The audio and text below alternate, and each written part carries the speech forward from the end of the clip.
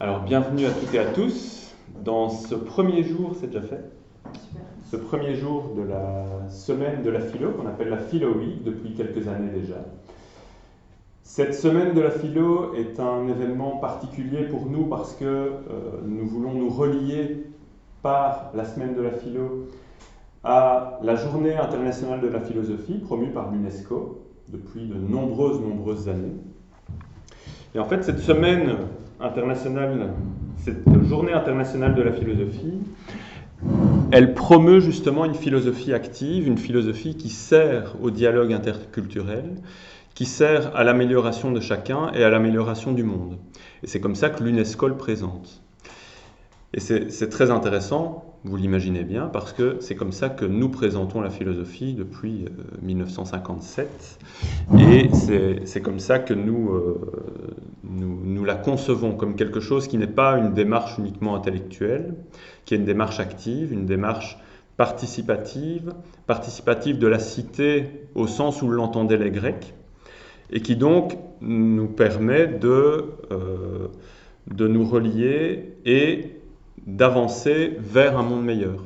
Pas d'avancer vers un monde meilleur comme ça qui va arriver tout cuit, mais c'est dommage, j'en conviens, mais vers quelque chose que nous allons transformer, que nous allons nous-mêmes en tant qu'êtres humains, en nous reliant les uns aux autres, transformer et travailler justement. Alors, donc bienvenue à ce premier jour de la Philo Week. Demain, nous avons la chance, l'honneur de recevoir, pas en présentiel malheureusement, parce que vous voyez que cette salle est belle maintenant, mais il y a quelques mois, nous ne savions pas qu'elle serait belle. Nous ne savions pas non plus si nous allions avoir un Covid, une variole du singe ou autre chose qui nous empêcherait complètement de nous rassembler. Néanmoins, nous sommes là aujourd'hui et nous avions un conférencier prévu qui vient de Bretagne, et que nous lui avons demandé à l'époque de participer en distanciel. Ce qui est intéressant parce que ça va nous permettre de nous relier à Leuven et à Liège, parce qu'il sera diffusé dans les 3 écoles en même temps. Ça, c'est demain à 20h.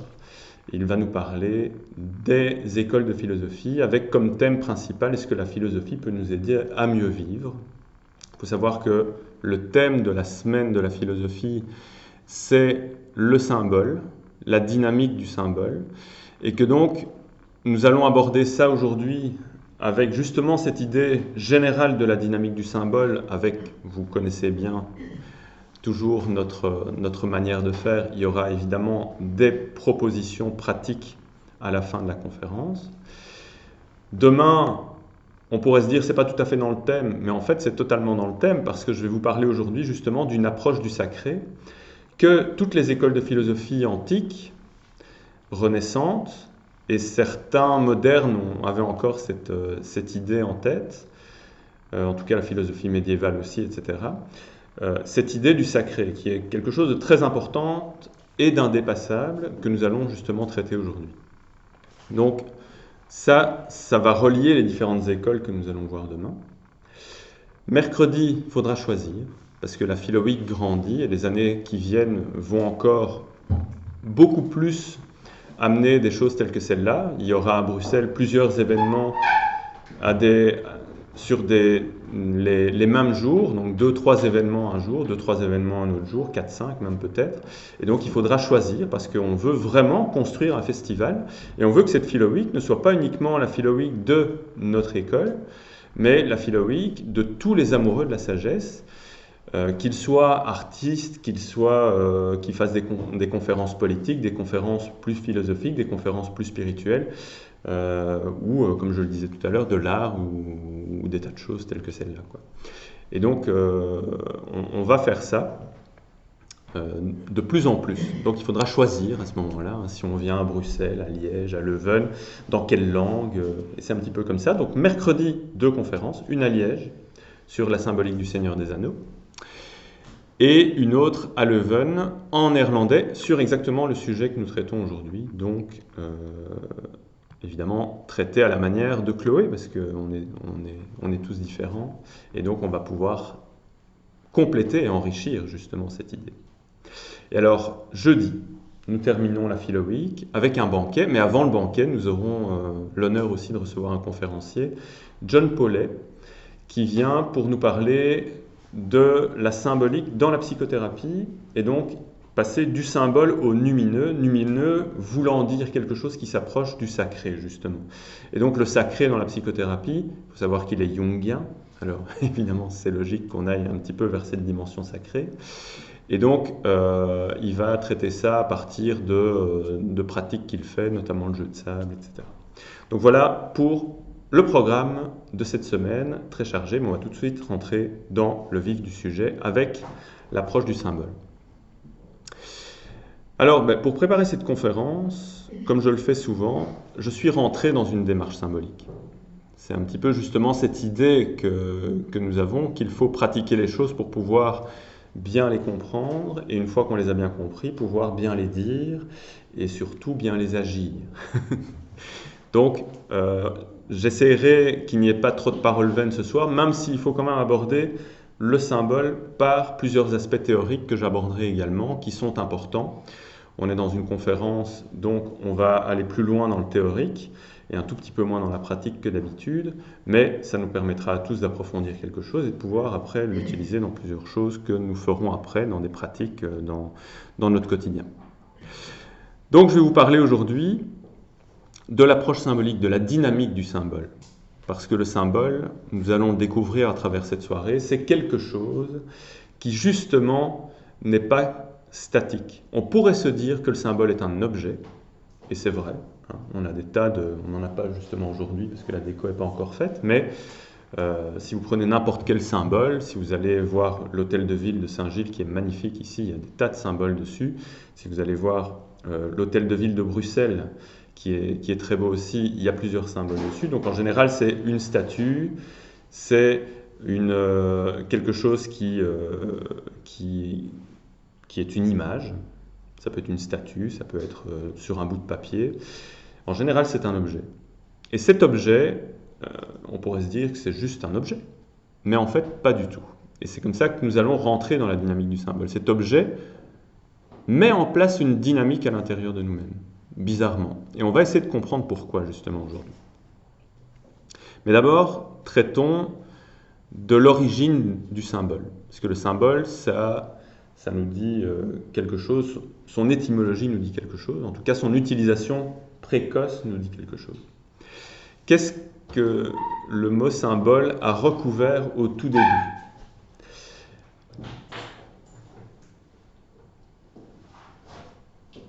Au tout début, le mot symbole a recouvert une chose toute simple. Il s'agissait effectivement d'un objet. Et cet objet, c'était en général un genre d'assiette ou une pièce de céramique. Et on cassait cette pièce de céramique en deux morceaux. Pourquoi cassait-on cette pièce en deux morceaux ? Parce qu'il ne faut pas oublier qu'on était à une époque reculée, il n'y avait pas de smartphone, il n'y avait pas Internet, on ne pouvait pas se connecter les uns aux autres. Et quand quelqu'un partait en campagne militaire, par exemple, ou partait en pèlerinage, ou n'importe où à une distance considérable. Il faut savoir qu'on partait en campagne militaire, c'est pas tout à fait comme maintenant, bon, ça dépend, hein. Ceux qui partent à la guerre en Ukraine, je ne sais pas, mais on y partait quelques années, 5, 6, 10 ans peut-être, et peut-être que là-bas, la guerre se terminait, mais on était à des centaines de kilomètres, parfois, oui, des centaines de kilomètres, peut-être pas milliers, mais en tout cas, on était très loin. On y était allé à pied, à cheval, en tout cas pas avec les moyens de transport que nous avions aujourd'hui. Et on allait peut-être revenir une dizaine d'années après. Totalement changé, avec des cicatrices, avec une tête différente. Peut-être qu'on aurait oublié notre tête, ou que quelqu'un pourrait nous ressembler et venir prendre notre place, qui sait. Ce qui est déjà arrivé d'ailleurs dans l'histoire, et assez récemment d'ailleurs. Pas si lointaine, de manière si lointaine que ça. Vous voyez Fabien Olicard sur le sujet, il a raconté un truc assez intéressant là-dessus. Alors, que faisait-on ? Eh bien, on cassait une pièce en deux, et quand on se retrouvait, on remettait les pièces ensemble, et il y avait une reconnaissance. Ce côté reconnaissance est important. Donc retenez bien ça, parce qu'on va en reparler plus tard. Ensuite, cette idée de symbolon, c'est étendu aux jetons. des jetons qui accordaient le droit de toucher quelque chose, soit de l'argent, soit donc solde, indemnité, aussi de toucher des vivres et des choses telles que celles-là. De nouveau, il fallait apporter le jeton, le symbole, pour qu'on soit reconnu comme celui qui bénéficiait de quelque chose. Donc de nouveau, il y avait cette idée de reconnaissance. C'est de nouveau le même principe. Donc le symbole, on voit ici qu'il sépare. On casse quelque chose et on peut se séparer avec les deux morceaux. Mais en même temps, quand on se retrouve, il relie. Parce que si on arrive à mettre les deux bouts ensemble, nous sommes reliés à nouveau. Et ça, de nouveau, ça va être quelque chose d'important. Il faut savoir que le symbole, c'est humain. L'humain symbolise, depuis toujours, probablement depuis toujours, et ça, de plus en plus de recherches anthropologiques sur les hommes préhistoriques nous rapportent de la symbolisation chez nos plus lointains ancêtres, s'ils sont nos lointains ancêtres. Donc, tout objet peut donc être un symbole, parce que nous avons tendance à symboliser. Je prends toujours le même exemple quand je parle des symboles. Si je prends, bon, peut-être pas le bouquet de fleurs, parce qu'il va rester là quelque temps, mais si j'ai juste un très très beau stylo, voilà, un stylo, pas très beau, mais bon, imaginons qu'il est très beau, j'ai juste un très très beau stylo, c'est un stylo. Comme dit le renard au Petit Prince, un stylo parmi tous les autres stylos. Un stylo qui n'a absolument aucune importance particulière. Par contre, si ce stylo m'est donné par mon grand-père sur son lit de mort en me disant qu'il a écrit avec ses mémoires, c'est un autre stylo. Et ce stylo, à partir de maintenant, il devient un stylo reconnaissable parmi tous les autres stylos. Un stylo important. Quand je vois ce stylo, il est symbole de mon grand-père, de son histoire, de tout ce qu'il a pu vivre et qu'il veut me transmettre. Donc on a un symbole. C'était un bête objet au départ. Ce symbole, cet objet, quand je le prends, il y a quelque chose en moi qui se met en route. Des pensées, des sentiments. Vous voyez comment la dynamique du symbole se met à l'œuvre avec un simple objet. Donc ça, c'est ce dont nous allons parler, mais avant, il faut définir un petit peu plus. Jung précise aussi, et c'est assez important, que le symbole est vivant, tant qu'il garde sa part de mystère. Et c'est important parce que, évidemment, je me suis basé pour créer cette conférence aujourd'hui sur 2 dictionnaires des symboles que je vous montrerai tout à l'heure, parce qu'on ne les a pas descendus ici, j'aurais dû les descendre, mais je vous les montrerai tout à l'heure pour ceux qui sont intéressés. Les dictionnaires des symboles, on pourrait dire que ça va nous dire la signification du symbole. Eh bien non. Il faut reprendre la pensée jungienne dans sa profondeur. Jung utilisait des symboles et racontait à ses patients des significations de symboles, mais pas pour dire le symbole représente ceci. Une bête analyste qui était ma prof de psychanalyse quand j'ai fait psycho, lacanienne, je lui ai dit « alors quand est-ce qu'on voit Jung ?» Elle me dit « jamais, parce que Jung c'est les dictionnaires de symboles, c'est-à-dire symbole égale quelque chose. Dictionnaire des rêves, rêve égale forcément quelque chose. On rêve d'un bouquet de fleurs, d'office, on va rencontrer l'amour, etc., etc. » Or, Jung n'a jamais dit ça. Jung utilisait les significations des symboles pour enrichir ce que le patient lui apportait et apporter d'autres significations qui sont multiples, ce qui est dans les bons dictionnaires de symboles, des significations multiples, qui vont peut-être commencer à nous parler, peut-être commencer à éveiller quelque chose en nous, parce que si on a rêvé d'un symbole, si on a rencontré un symbole sur notre chemin, c'est pas pour rien. Et donc, si ces significations nous sont racontées et que ça match, qu'il y a quelque chose qui se passe en nous, ça veut dire qu'on a trouvé peut-être une dynamique intérieure qui était déjà présente. Donc, le symbole doit garder sa part de mystère. Parce que dès qu'on va dire un aigle égale quelque chose, c'est terminé. C'est terminé. Parce que le symbole, quand on va commencer à le regarder, s'interroger dessus, être en rapport avec lui, un rapport presque un dialogue, c'est ça qui crée la dynamique. Si on nous dit le symbole, c'est ça, comment voulez-vous dialoguer? C'est comme si on vous disait, vous rencontrez une personne pour la première fois, et on vous dit avant, lui c'est un sale type. C'est terminé, vous ne pouvez plus le rencontrer. Et même si on vous dit c'est un type bien, c'est terminé, vous perdez une rencontre aussi. Si vous avez des préjugés sur la personne, c'est terminé. Donc pas de préjugés sur le symbole, soyons ouverts. Donc Jung précise ça, c'est quand même important. Pour qu'il garde son énergie, il faut garder cette part de mystère. Alors définissons le symbole. Je vais vous décevoir, comme Michel Cazenave nous déçoit quand on lit le dictionnaire des symboles et quand on lit l'introduction. Il nous dit que le symbole est peut-être indéfinissable ou, ça c'est plutôt Jean Chevalier, mais Michel Cazenave dit qu'il ne va pas le définir parce que s'il le définissait, il se rapprocherait forcément d'une école de pensée ou d'une autre. Parce qu'il y a autant de définitions du symbole que d'écoles de pensée.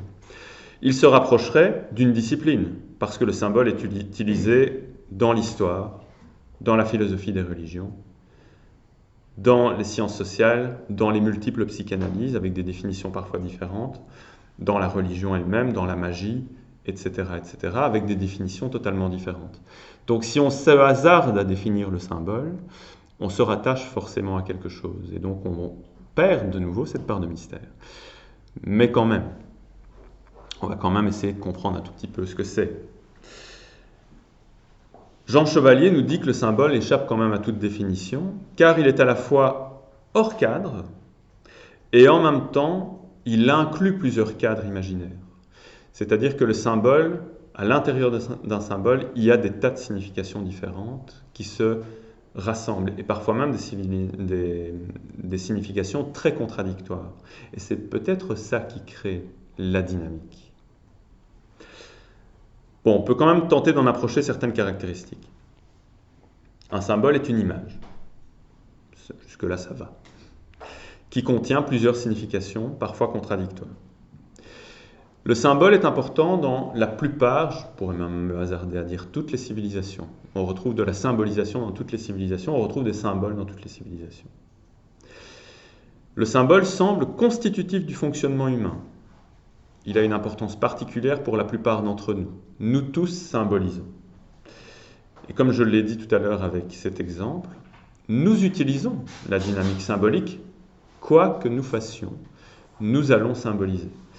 Nous faisons des analogies, nous rassemblons un objet avec une pensée. Les objets qui sont dans notre appartement, par exemple, disent quelque chose de nous-mêmes et nous disent aussi des choses à nous-mêmes. Donc nous avons mis ces objets-là, pas par hasard, pas simplement parce que nous avons acheté chez Ikea des objets comme ça. Non, il y a un inconscient et donc nous avons acheté des objets ou on nous a donné des objets qui représentent quelque chose. Et donc nous symbolisons. Nous symbolisons aussi dans nos rêves, nous symbolisons dans nos religions, nous symbolisons quand on construit quelque chose, quand nous faisons de la politique dans toutes les dimensions.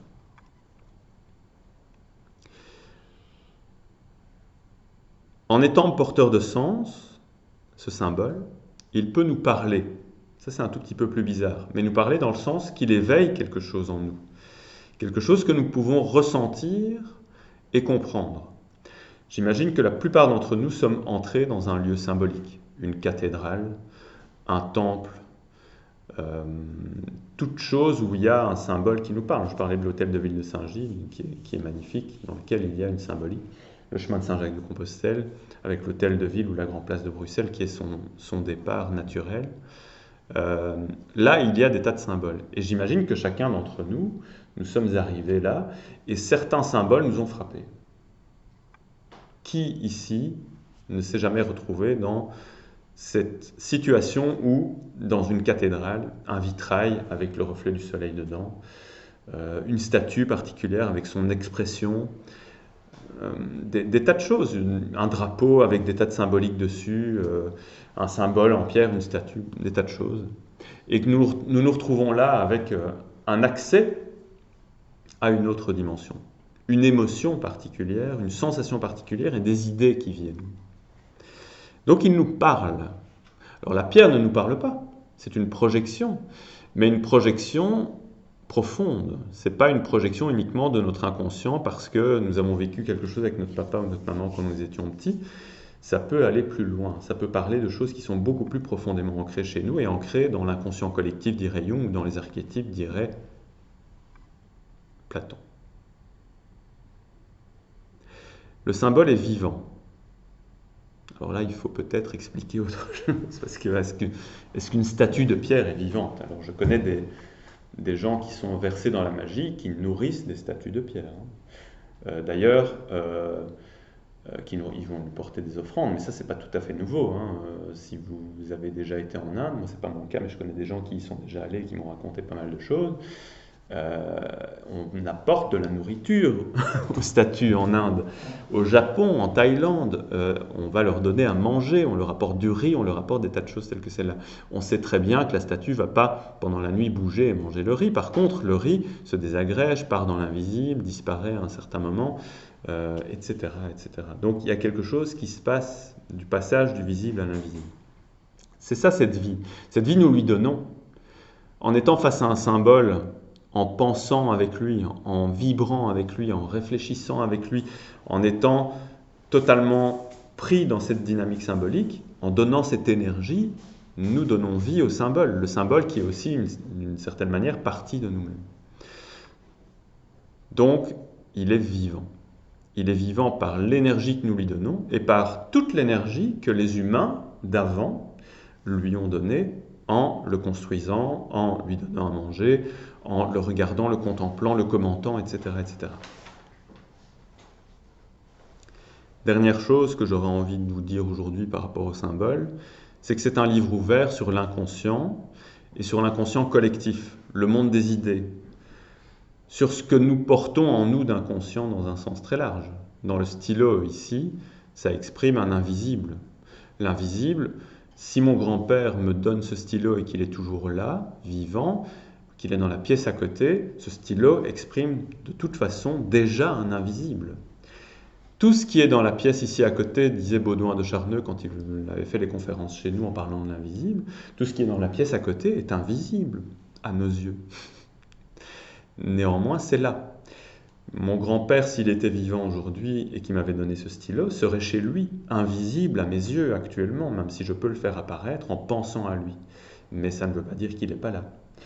Et certaines croyances, certains savoirs vont plus loin. S'il est parti aujourd'hui et que je peux me le représenter via ce stylo, il est là, toujours là, présent d'une certaine manière. Et donc, c'est un livre ouvert sur un inconscient, sur un invisible. Donc, vous voyez quel monde le symbole peut nous ouvrir. Mais dans quel monde, justement, utilisons-nous le symbole? Parce que on pourrait se dire, 21e siècle, on n'utilise pas du tout le symbole. Grossière erreur. Grossière erreur. Parce que si nous n'utilisons pas le symbole, si nous n'en comprenons pas la dynamique, des gens qui en comprennent la dynamique vont utiliser le symbole pour nous. Nike, par exemple, Google, Microsoft, etc., etc.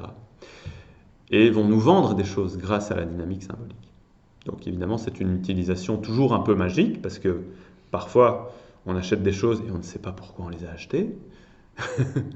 Donc il y a toujours un peu de magie là-dedans, en tout cas de l'influence.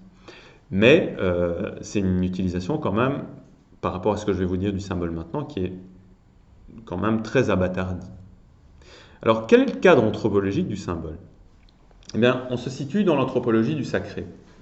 L'anthropologie du sacré, c'est de comprendre que l'humain a toujours eu ce lien avec l'invisible et qu'il a construit ça par une certaine géographie.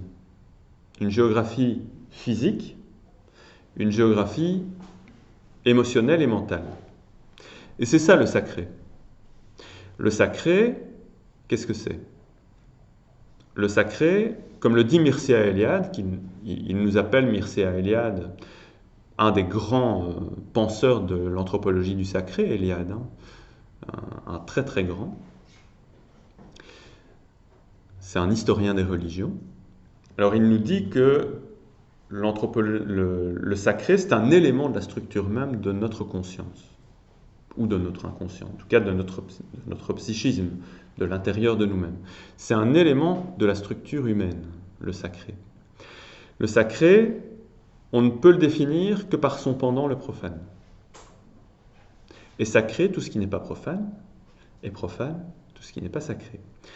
Profane, c'est profanum, devant le fanum, devant le sacré, devant le temple. Donc, en fait, tout ce qui est profane, c'est tout ce qui est sur le parvis du temple et en dehors, dans la cité. Et à l'intérieur du temple, c'est sacré. Donc, vous voyez comment s'introduit la géographie, c'est-à-dire qu'il y a la cité, où nous vivons tous les jours, c'est le monde mondain. C'est là que nous utilisons notre personnalité mondaine.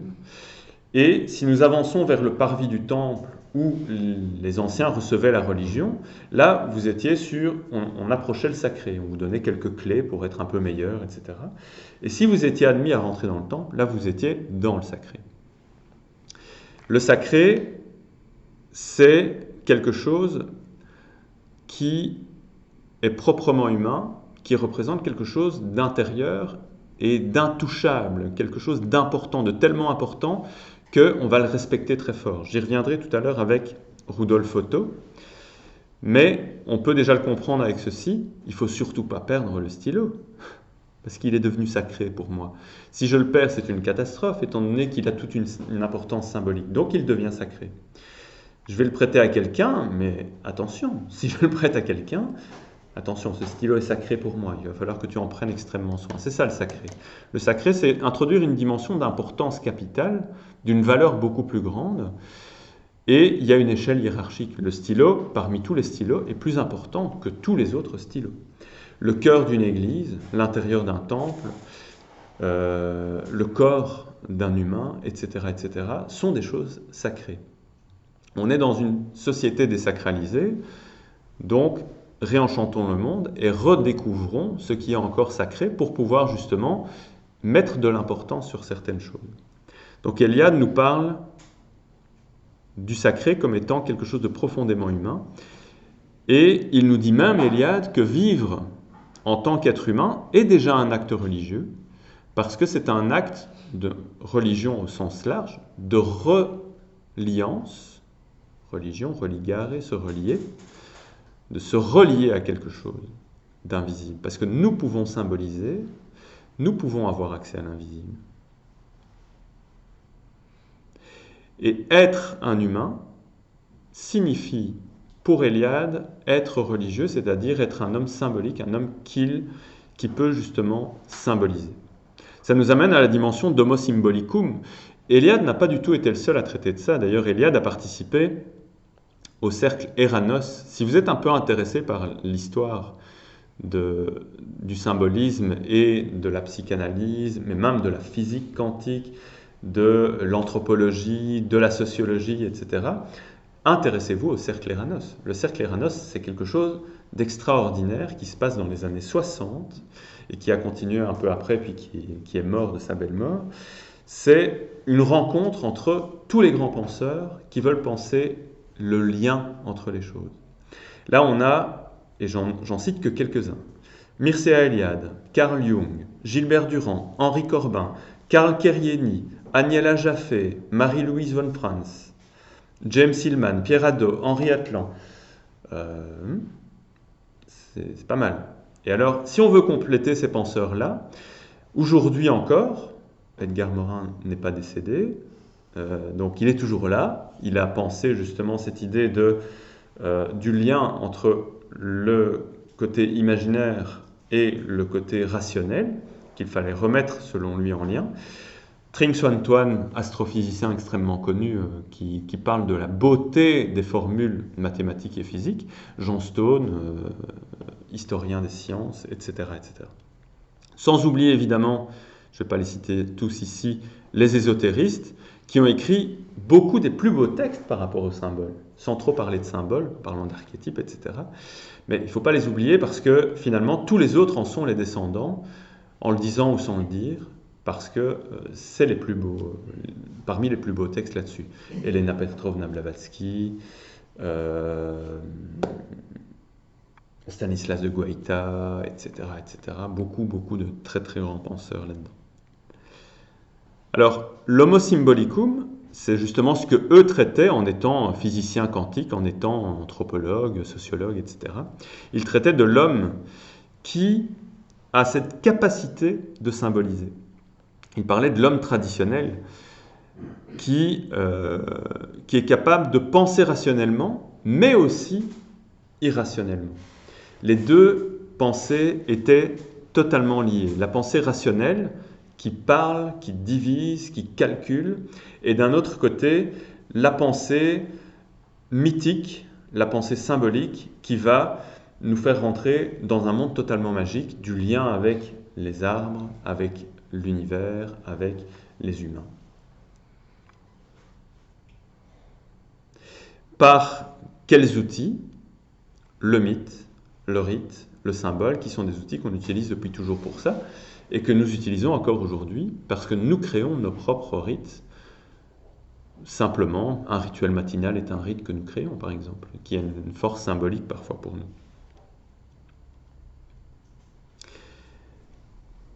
Mais cet homme symbolique, l'homme traditionnel, c'est important d'essayer de le comprendre au-delà des vitrines de musées. Parce que les vitrines de musées, elles peuvent être mortes. C'est-à-dire qu'il peut y avoir des tas de choses dans des vitrines.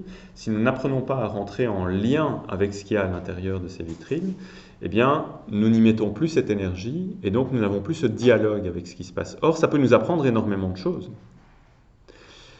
Parce que nous pouvons entrer en contact avec le sacré. C'est ce que Rudolf Otto, c'est pas le seul, appelle la hiérophanie. La hiérophanie, c'est la rencontre avec le sacré. Typiquement, une hiérophanie, si vous connaissez vos classiques bibliques, c'est quand Moïse arrive et rencontre le buisson ardent, et que Dieu parle comme une voix de tonnerre, et qu'il tombe par terre, et qu'il est complètement terrassé. Bon, et il rencontre le divin. Tout ça, ce sont des images, hein, bien évidemment. C'est une rencontre terrassante. Il y a la même chose dans la Bhagavad Gita, où Arjuna dit à un moment à Krishna, écoute Krishna, montre-moi comment tu es vraiment. Krishna dit non, non, non, c'est pas une bonne idée, fais pas ça, j'ai pas envie. Si, allez, montre-moi vraiment, montre-moi, tu es sûr. Non, non, mais je peux pas le faire. Si, montre-moi. Et il se montre, et c'est un monstre incommensurable, c'est une force de la nature et Krishna est terrassé de peur d'être complètement détruit, abattu, mangé par ce monstre ineffable. Qu'est-ce que ça veut dire? De nouveau, c'est une rencontre avec quelque chose d'incommensurable, une force de la nature. Évidemment, ça ne veut pas dire que Krishna est un monstre, ça veut dire qu'il est aussi monstrueux que la planète Terre qui pourrait, en se secouant à un moment, en faisant un tremblement de terre, tous nous faire disparaître. Qu'une météorite, qu'un ouragan, que quelque chose de l'ordre d'une force de la nature. Donc, Rudolf Otto nous dit que l'accès au sacré, la hiérophanie, c'est deux choses. C'est très mystérieux, c'est le mystérium, c'est-à-dire que ça nous attire, on a envie d'accéder au sacré, on a envie d'aller voir ce qui se passe. Donc le symbole souvent est attirant. Il y a des symboles qui nous attirent, ça nous attire. On ne sait pas expliquer pourquoi, on aime, on a envie de découvrir. Moi, ça me fait toujours penser à mes premiers livres de magie. Je vous ai toujours dit que je suis arrivé à la philosophie par la magie, par l'ésotérisme. Et c'était mystérieux, tous ces livres avec des symboles kabbalistiques. Pour moi, c'était le mystère total. C'était le mystère. Donc c'est fascinant, affascinans, disait Otto. Et en même temps, c'est le tremens, c'est-à-dire que ça fait peur. Comme Krishna, c'est incommensurable. On est terrassé parfois par la dynamique symbolique. C'est quelque chose qui fait parfois peur, qui nous indique une terreur, un respect très, très fort. C'est pour ça que les symboles sont utilisés en politique depuis toujours, parce que ça inspire le respect. Pourquoi les hommes politiques sont sur des estrades avec un drapeau à côté d'eux, etc., etc. Il y a quelque chose qui est inspiré par le symbole et qui est utilisé à mauvais ou à bon escient, bon ça, à nous de le découvrir, par les politiques. Il y en a qui ont fait des utilisations quand même très, très, très douteuses, mais est-ce que c'est une bonne raison pour tout abandonner aujourd'hui?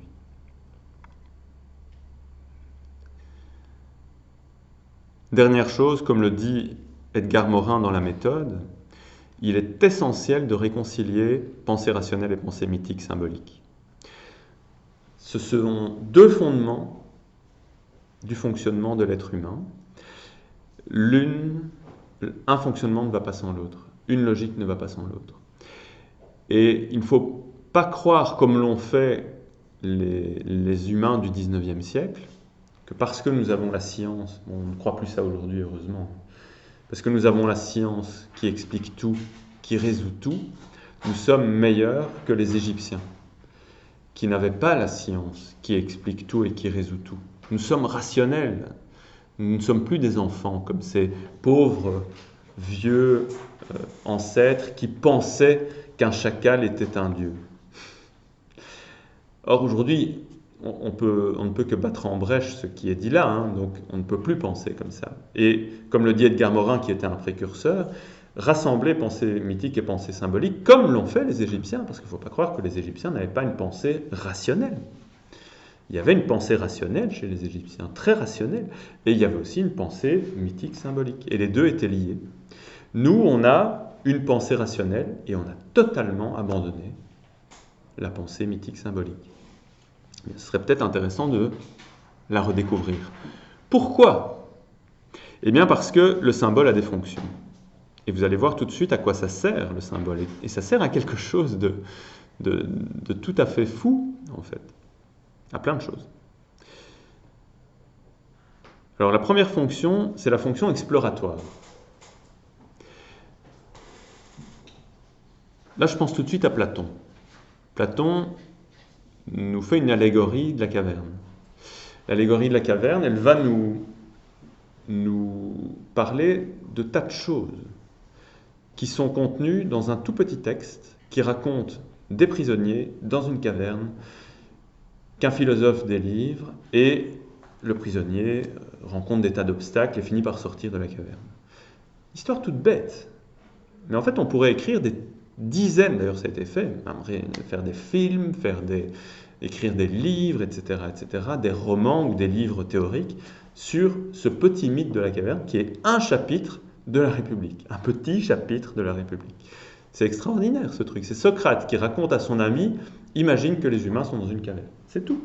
C'est tout bête en fait. Eh bien, ça, c'est un monde de signification. Donc le symbole a une fonction exploratoire, c'est-à-dire que par les différents symboles qui sont contenus dans cette allégorie de la caverne, eh bien ça nous explique des tas de choses sur nous-mêmes, sur tout ce que nous vivons aujourd'hui. C'est plein de sens. Jung dit, lorsque l'esprit entreprend l'exploration d'un symbole, il est amené à des idées qui se situent au-delà de ce que notre raison peut saisir. Donc, vous voyez, ça va plus loin. Ça, c'est la fonction exploratoire. On peut explorer des continents entiers par des tout petits symboles qui sont contenus dans parfois un symbole comme celui-là. Hein. Deuxième fonction, c'est une fonction de substitut qui est liée à la première.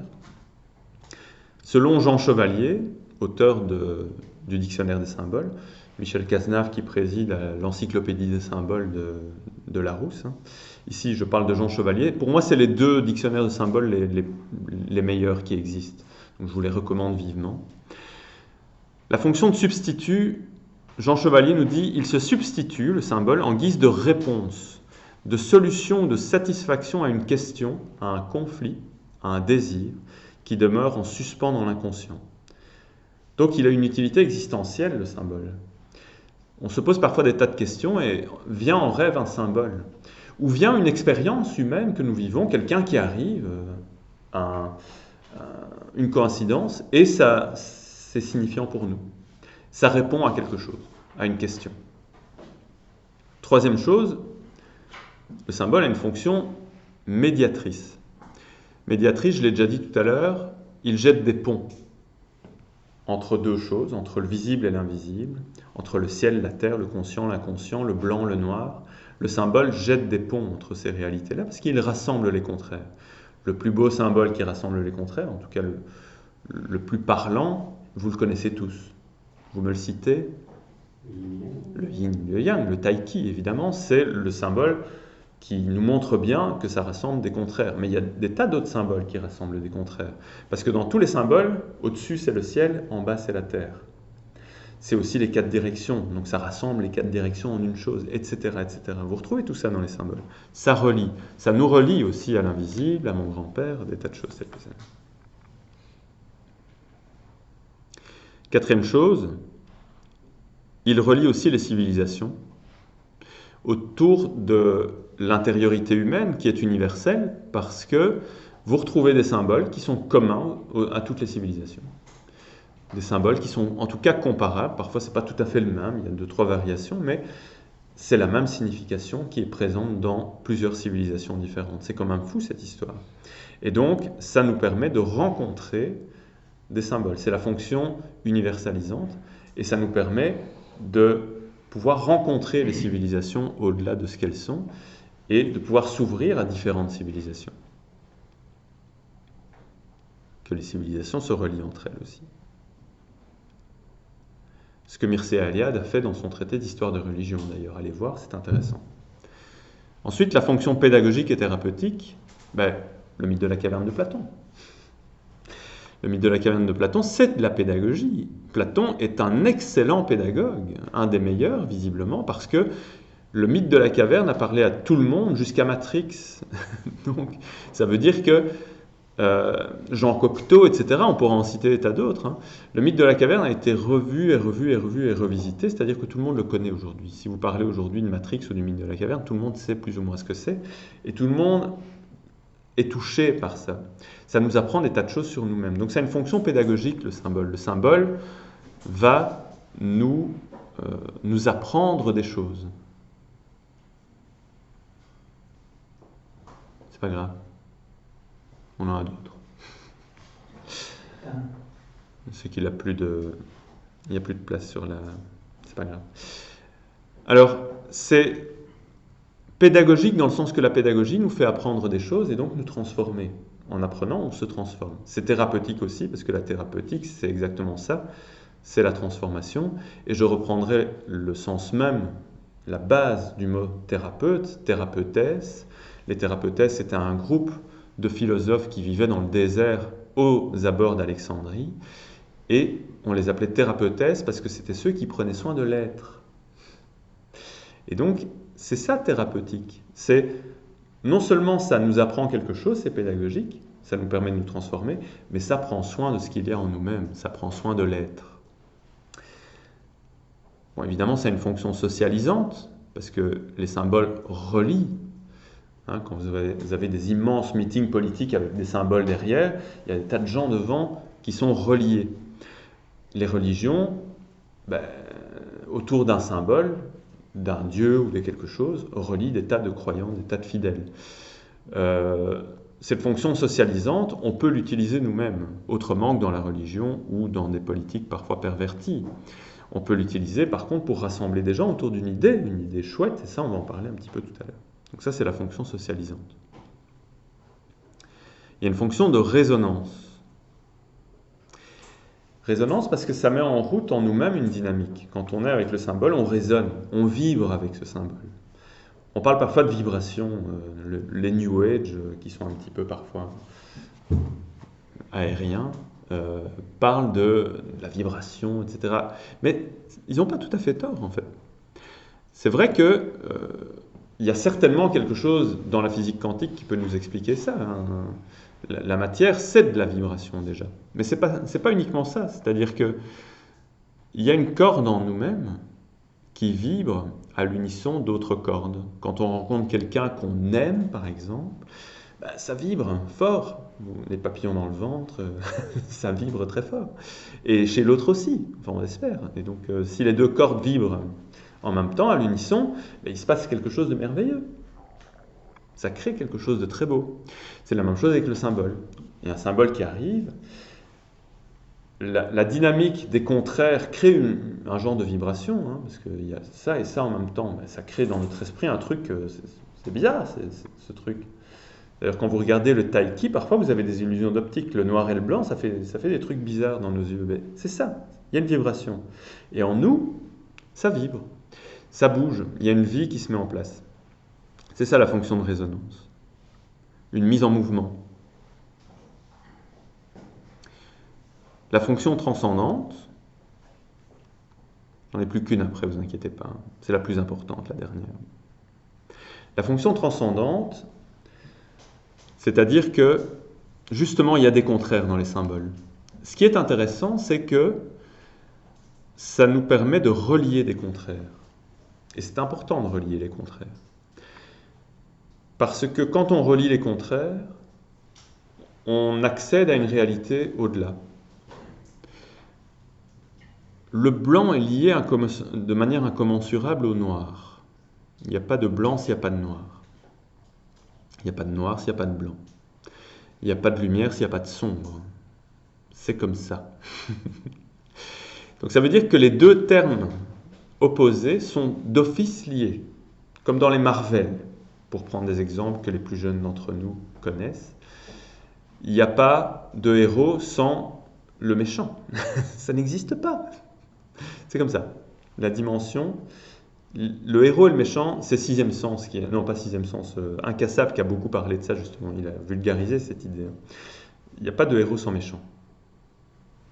Donc les deux termes opposés sont reliés. Et quand on prend conscience de cette liaison et qu'on arrive à dépasser ça, on rejoint le troisième terme, celui qui relie.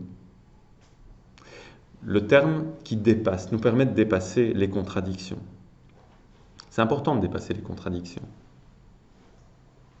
On accède à d'autres niveaux de conscience. Mais c'est ça notre niveau de conscience, c'est qu'on a une conscience plus large parce qu'on n'est plus coupé dans les contradictions. C'est blanc ou c'est noir? C'est les deux.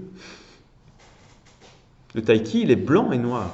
Et par là, il vibre, il bouge, il est en mouvement permanent. Et la dernière fonction, c'est la fonction magique. Opérante, transformatrice. Les anciennes civilisations orientales, les hindous, les égyptiens antiques, pensaient que le symbole renfermait la divinité. Réellement, pour eux, ce n'était pas de la blague. Ce n'était pas juste symbolique, comme son nom l'indique.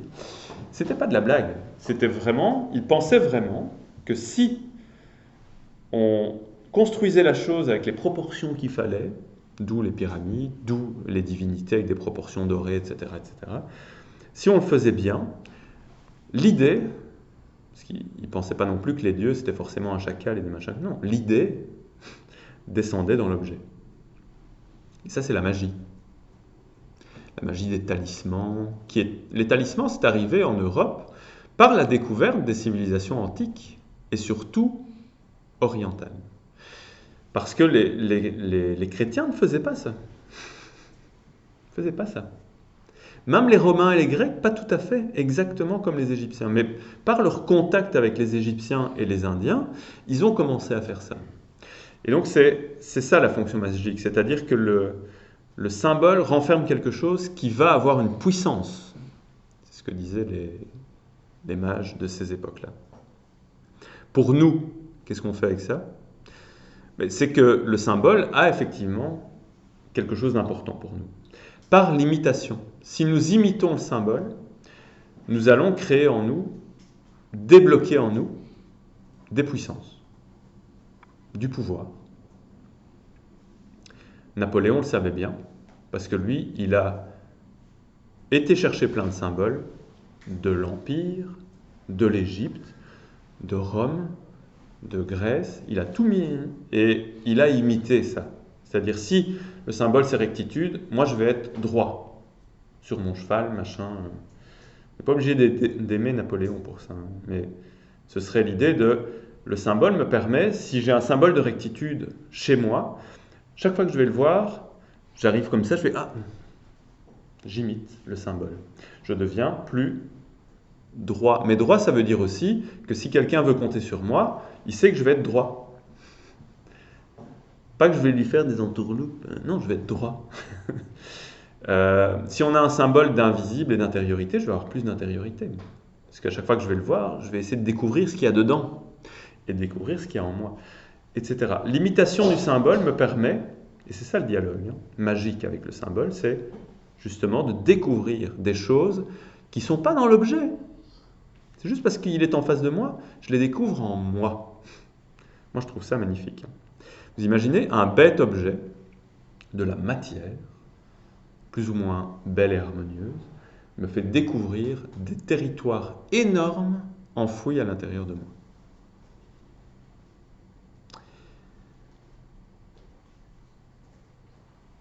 Alors, comment y accéder?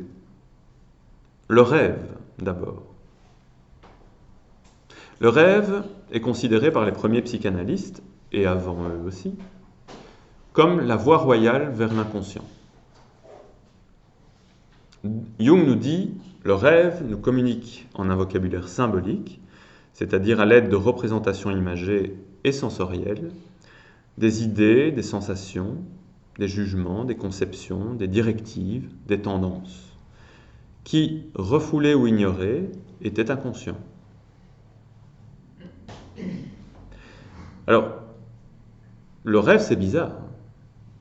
Vous êtes souvent réveillé, j'imagine, comme moi, face à un rêve, vous vous dites, c'était quoi ce truc? Et d'ailleurs, quelques minutes plus tard, si on commence à raisonner, il disparaît. Il disparaît tout de suite.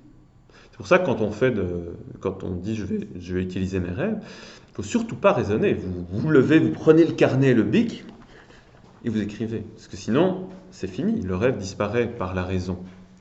Parce qu'il est tellement à l'opposé de la raison. Tiens, parce qu'un personnage, ça m'est arrivé l'autre fois, j'ai rêvé d'un personnage, puis la dernière version dans le rêve, c'était, je ne sais plus qui, moi, je ne me rappelle plus maintenant, mais c'était un personnage que je connais, quoi. Et puis je commence à raisonner, mais c'était pas seulement lui, c'était lui aussi. Et elle, et c'était plusieurs personnages en même temps, parce qu'au début du rêve, c'était elle, puis c'était lui, puis c'était lui. Donc, dans un personnage, il y a plusieurs personnages. Pour bien comprendre la logique du rêve ou pour la vivre en live, regardez des David Lynch. Là, vous êtes totalement dans la logique du rêve. C'est-à-dire que le plus beau, je crois que c'est dans Lost Highway, vous avez le héros qui est un jeune, qui a une tête, voilà, c'est un personnage, un acteur. On le met en prison, on ouvre la porte de la prison la minute d'après, c'est un autre. Bah, évidemment, on le laisse sortir. Mais dans le rêve, c'est comme ça, tout le temps. C'est vraiment cette logique illogique. C'est pas normal, quoi. Donc, le rêve, c'est totalement bizarre pour la conscience, mais il éveille justement ce dynamisme. On se pose des questions. Tiens, pourquoi c'était comme ça, comme ça, comme ça? Tout a une signification. La temporalité, les personnages, les décors, tout. Et ça nous dit quelque chose de nous-mêmes, de notre vie, de notre enfance, et Jung dira de l'humain, collectivement, donc de significations que nous n'avons pas pu apprendre dans notre enfance et qui sont l'apanage de l'humain. Donc là, comme beaucoup d'exercices spirituels que vous connaissez, si vous suivez nos cours, tenue d'un journal. Parce que ça, voilà, j'écris vite mon rêve parce que dans une minute, il sera oublié. Autre manière pour accéder à la dynamique du symbole ou au sacré, la nature. Parce que la nature, depuis toujours, comment les humains ont découvert cette dynamique symbolique? Par l'observation de la nature. Une tribu X ou Y détermine à un moment X ou Y que cet arbre-là, parce qu'il est plus grand, parce qu'il est plus haut, parce qu'il est plus beau, parce qu'il a les plus beaux fruits, c'est l'arbre sacré. Et donc on fait de la place autour, il y a une clairière et l'arbre est au milieu. C'est le symbole de l'accès au ciel, du lien ciel-terre, de l'humain qui est aussi rectitude, etc., etc. Donc par l'observation, il est plus beau, il est plus grand, il est plus vieux, il est plus énorme, il a un tronc comme ça, il semble stable, etc. Il a beaucoup de significations. Le soleil, la lune, les astres. L'humain symbolise. Par son observation de la nature, il découvre un monde de sens. Mais des sens qui sont aussi en lui. Et c'est comme ça, en fait, cette idée dont on parle dans nos cours de microcosme et de macrocosme. Mais c'est parce que l'humain, en regardant l'infiniment grand, la Terre, l'univers, les étoiles, il découvre des choses qui sont en lui. On pourrait dire qu'il projette, mais il projette des choses extrêmement profondes. Ou alors ce sont les choses qui projettent sur lui. Qui sait? Quand on fait le tratak, quand on fait de la méditation sur un objet extérieur, les zen disent, parce que c'est dans le bouddhisme zen, qu'au début on regarde le point et qu'il faut arriver à ce que le point nous regarde. Et là on arrive à quelque chose. Ça c'est la résultante de la dialectique entre l'humain et la nature. Et l'humain découvre son intériorité par cette dialectique. Bon, c'est une approche qui est extrêmement importante, hein, parce que aujourd'hui, nous avons perdu notre lien à la nature et nous la détruisons. Et donc, par ce réenchantement lié au sacré et à la logique symbolique, nous allons pouvoir nous réapproprier notre nature, devenir plus naturel et donc sortir de cette domination de la nature qui pourrait détruire la planète. C'est aussi pour ça que les gens comme Jung et Eliade ne sont pas des grands théoriciens. Ils étaient plutôt conçus comme des naturalistes, c'est-à-dire des gens qui partaient avec leur machette dans la jungle de l'inconscient, ils découvraient des choses, ils répertoriaient et ils partaient plus loin.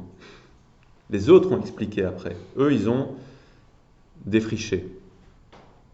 C'est une logique presque naturelle. On observe son intériorité comme on observe une forêt.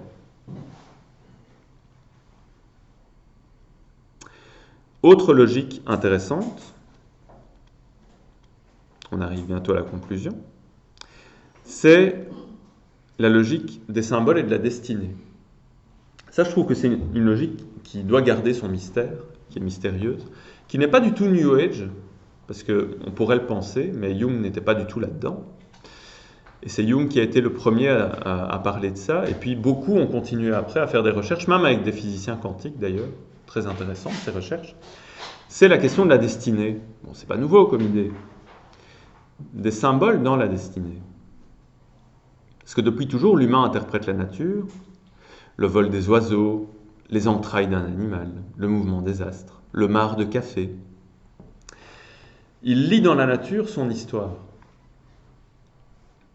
le fonctionnement de l'univers, mais aussi son propre devenir, sa destinée. Bon, il ne faut pas aller jusqu'à penser que tout est forcément écrit une bonne fois pour toutes, c'est pas ça l'idée, hein.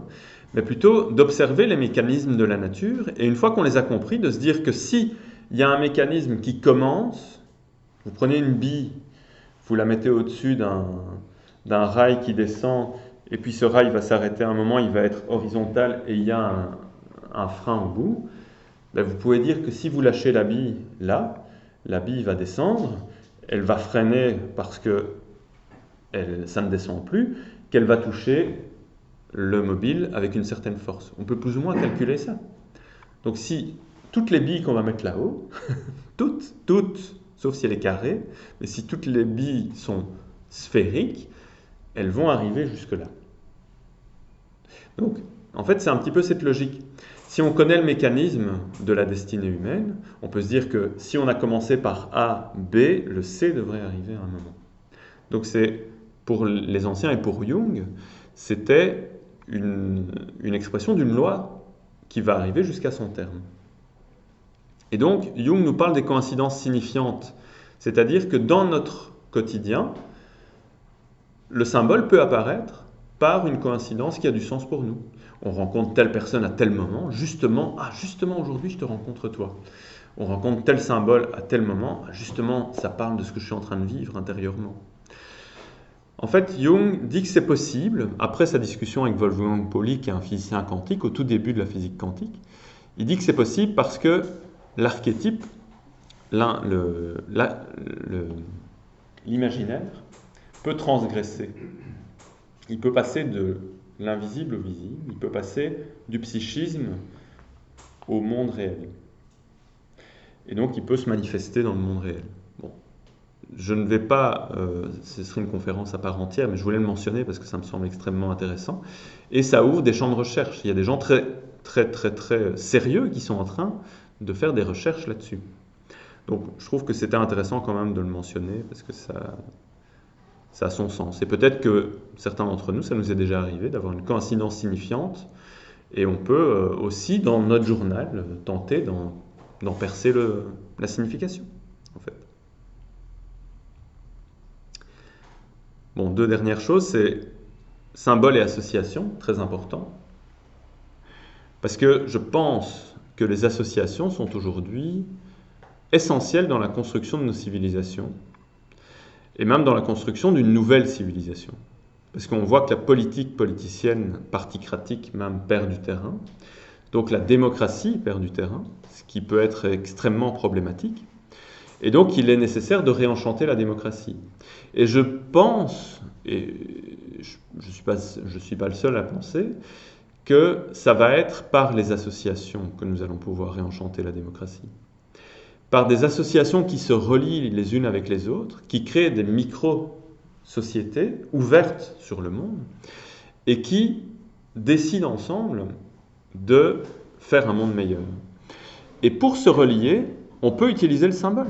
Parce que se relier autour de symboles qui représentent pour nous des idéaux très élevés va nous permettre de nous relier à des choses importantes, de partager du sens, d'aller au-delà des petites bêtises de nos personnalités, c'est-à-dire moi j'aime bien ça, moi j'aime pas ça, moi je devrais faire ceci, moi je devrais faire cela, parce que ça c'est le gros problème dans les associations.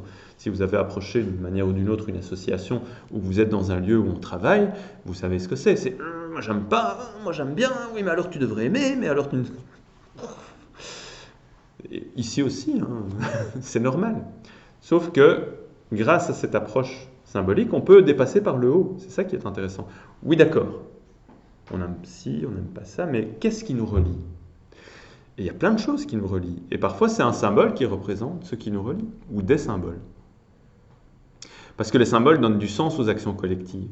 Ils permettent aux individus qui y participent de savoir pourquoi ils agissent, de se découvrir eux-mêmes tout en œuvrant et de donner spontanément plus de qualité à leurs actions parce qu'ils ne sont pas uniquement dans le quantitatif, je fais, mais je fais avec du sens, je fais et je comprends. Et donc ça nous mène tout naturellement au symbole dans l'éducation. Comme je le disais tout à l'heure, Platon est un merveilleux pédagogue parce qu'il apprend par le symbole. Mais ce n'est pas le seul, hein. Jésus, Bouddha... Vous avez des tas de grands maîtres de sagesse qui nous apprennent des choses par le symbole, par la parabole, par des choses qui ne donnent pas leur signification tout de suite.